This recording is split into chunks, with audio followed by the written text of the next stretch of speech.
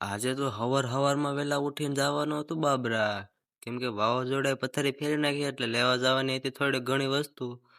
ને પછી તો તમારો ભાઈ નીકળી ગયો બાબરા બાજુ. અને રસ્તામાં આવી ગયો પેટ્રોલ પંપ, પછી નાખી દીધું 200 નું પેટ્રોલ. ત્યાં તો પછી બાબરા આવી ગયું. બાબરા આવીને સીધા હાર્ડવેરની દુકાને નટ ને બોલ લેવા. અને પછી લઈ લીધી થોડીક ખીલ્યો, કેમ કે પતરામાં ખીલ્યો મારવાની હતી, પતરા ઉડાડી નાખ્યા વાવાઝોડે. અને પછી તો તમારો ભાઈ રુદ્ર ફેશન પોઈન્ટ બાબરા. અને બાબરાથી મારો વ્લોગ જોતા હોય ને તો એક જ રિક્વેસ્ટ કરું છું કે રુદ્ર ફેશન પોઈન્ટમાંથી કપડાં લઈ આવ્યો. એક નંબર કપડાં આવે, સમજો વ્યાજબી ભાવે આપે છે. આપણા જાણીતાની દુકાન છે, તો વહેલા તો પહેલા લઈ આવજો. એકદમ પ્રીમિયમ કપડું છે, વહેલા તો પહેલા લઈ આવજો. અને આપણે એક જોડી લઈ જવાની છે, તો આપણે આવ્યા હતા રુદ્ર ફેશન પોઈન્ટ બાબરામાં.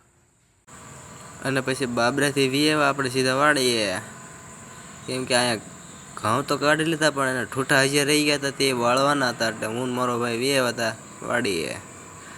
જોઈ લ્યો, ઘઉં તો લેવાઈ ગયા છે, પણ થોડી ઘણી ઠૂઠા રહી ગયા છે, એટલે આપણે આવ્યા હતા વાડીએ. અને પછી બધું કામ પતાવી રહ્યા હતા, હાન પડી ગઈ. પછી તો હું નાહી ધોઈને ફ્રેશ થઈને નીકળી ગયા ડેરીએ દૂધ લેવા.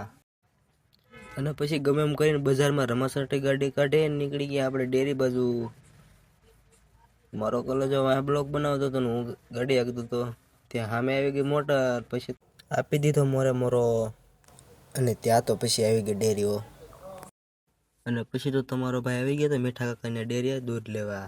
મારા કલેજો એક નંબર દૂધ આવે છે, હું તો અહીંયા દૂધ લઉં. કરડી વાળા હોય ને તો તમે અહીંયા દૂધ લેજો. જોઈ લો, આ ડેરી છે મીઠા કાકાની. તો આજના વ્લોગમાં એટલું જ, ને ફરી મળશું હવે નવા વ્લોગમાં.